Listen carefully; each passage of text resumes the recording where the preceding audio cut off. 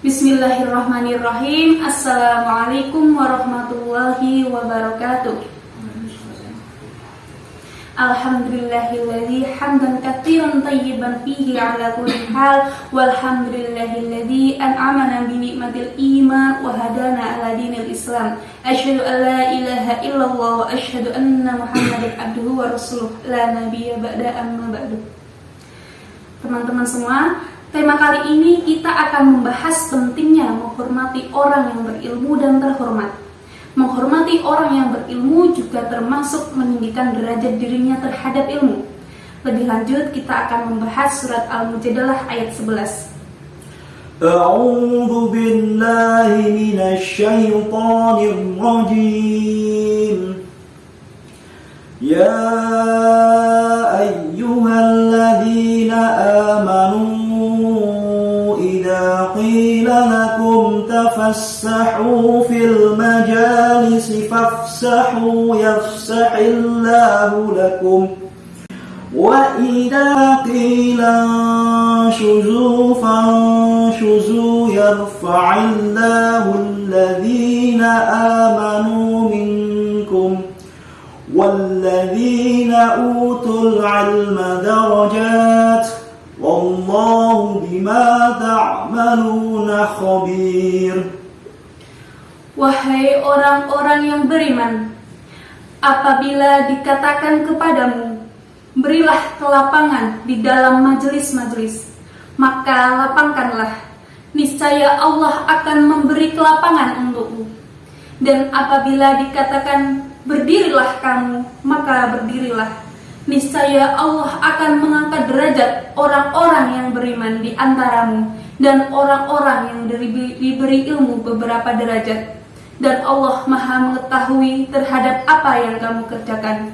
Quran Surat Al-Mujadalah ayat 11. Kemudian dalam tafsir Ibnu Katsir, Mutkil Ibnu Hayyan mengatakan bahwa ayat ini diturunkan pada hari Jumat, sedangkan Rasulullah SAW pada hari itu berada di Sufah, serambi masjid, dan di tempat itu penuh sesak dengan manusia. Tersebutlah pula bahwa kebiasaan Rasulullah ialah memuliakan orang-orang yang ikut dalam perang Badar, baik dari kalangan Muhajirin maupun dari kalangan Ansor. Kemudian saat itu datanglah sejumlah orang dari kalangan ahli perang Badar, sedangkan orang-orang selain mereka telah menempati tempat duduk mereka di dekat Rasulullah. Maka mereka yang baru datang berdiri menghadap kepada Rasulullah dan berkata, "Semoga kesejahteraan terlimpahkan kepada engkau wahai Nabi Allah, dan juga keberkahannya." Lalu Nabi menjawab salam mereka. Setelah itu mereka mengucapkan salam pula kepada kaum yang telah hadir, dan kaum yang hadir pun menjawab salam mereka. Dalam tafsir Jalalain, hai orang-orang yang beriman, apabila dikatakan kepada kalian berlapang-lapanglah, yaitu berluas-luaslah dalam majelis, yaitu majelis tempat Nabi berada dan majelis zikir, sehingga orang-orang datang kepada kalian dapat tempat duduk. Menurut suatu qiraat, lafal al-majalis dibaca al-majlis dalam bentuk mufrad, maka lapangkanlah, niscaya Allah akan memberi kelapangan untuk kalian di surga nanti. Dan apabila dikatakan berdirilah kalian untuk melakukan sholat dan hal-hal lainnya yang termasuk amal-amal kebaikan, maka berdirilah. Menurut qiraat lainnya, kedua-duanya dibaca fangsusu dalam memakai harokat dhamma pada huruf sinnya. Niscaya Allah akan meninggikan orang-orang yang beriman di antara kalian karena ketaatannya dalam hal tersebut, dan Dia meninggikan pula orang-orang yang diberi ilmu pengetahuan beberapa derajat di surga nanti. Dan Allah Maha mengetahui apa yang kalian kerjakan. Dalam tafsir Munir, Rasulullah lantas menjelaskan bahwa mereka yang berlapang-lapang dalam majelis dan bangkit untuk memberikan tempat duduk ahli Badar akan diberkahi Allah. Allah pun menurunkan surat Al-Mujadalah ayat 11 ini.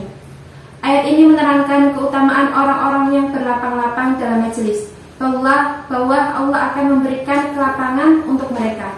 Ayat ini juga menunjukkan keutamaan ahli ilmu, bahwa orang-orang yang beriman dan berilmu akan ditinggikan derajatnya oleh Allah. Sayyid As-Suhaili Dalam tafsir Al-Munir menjelaskan tingginya derajat itu akan didapatkan oleh orang-orang yang berilmu, baik dari dunia maupun di akhirat. Para sahabat sangat memahami hal ini, sehingga Umar yang awalnya mempertanyakan mengapa Nafi memilih Ibnu Abza sebagai pengganti menjadi Amil Mekah, padahal Ibnu Abza adalah mantan budak. Ketika Nafi menjelaskan bahwa Ibnu Abza adalah orang yang alim dan hafal Quran, Umar sebagai khalifah pun menyetujuinya. Penjelasan kritis terhadap tema kali ini. Bagaimana seharusnya kita bersikap dan bercakap. Percakapan-percakapan rahasia hendaknya yang dipercakapan yaitu percakapan yang baik-baik. Jangan menyendiri ketika ada orang ketiga yang hadir dalam suatu tempat atau majelis. Uraian kritis pada ayat ini menyangkut bagaimana seharusnya kita menghadapi situasi di mana ada majelis yang kelihatan sudah penuh, sedangkan ada orang lain yang terhormat akan datang atau hadir atau telah hadir. Konteks turunnya ayat ini juga berlangsung ketika majelis Rasul bersama para sahabat-sahabatnya yang datang, yaitu ahli Badar, memiliki jasa yang besar. Rasul bersabda, "Syuzu, berdirilah, bergeserlah sedikit agar orang-orang yang datang ini bisa duduk berdampingan dan duduk dengan kalian semua."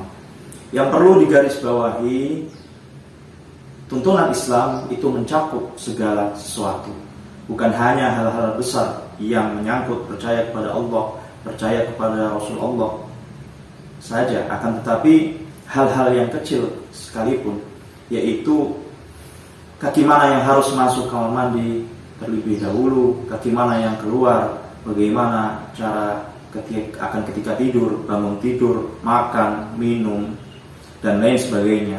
Semua ada tuntunannya. Di sini tuntunannya menyangkut bagaimana jika ada orang yang terhormat yang datang ingin duduk, berikanlah ia kelonggaran untuk duduk.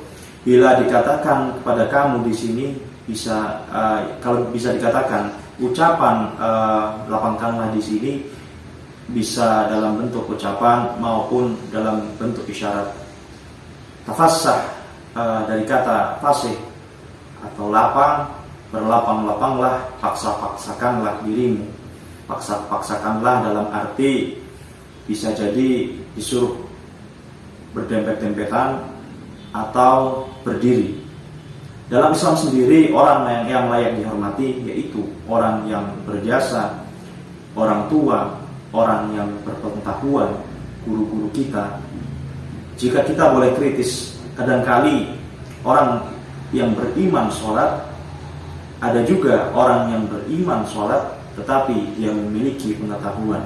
Maka sholatnya orang yang memiliki pengetahuan paling tidak dari segi hukum akan lebih jauh lebih benar daripada orang yang tidak memiliki pengetahuan. Ini tidak hanya berkaitan dengan ilmu agama. Orang yang berpengetahuan memiliki kedudukan yang lebih tinggi daripada orang yang tidak memiliki pengetahuan. Namun tentunya ada syaratnya. Dia tahu atau berpengetahuan dan mengamalkan tuntunan pengetahuan.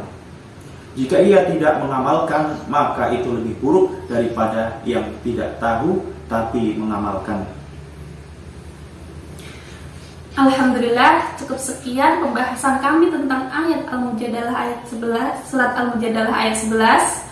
Akhir kalam, assalamualaikum warahmatullahi wabarakatuh. Waalaikumsalam.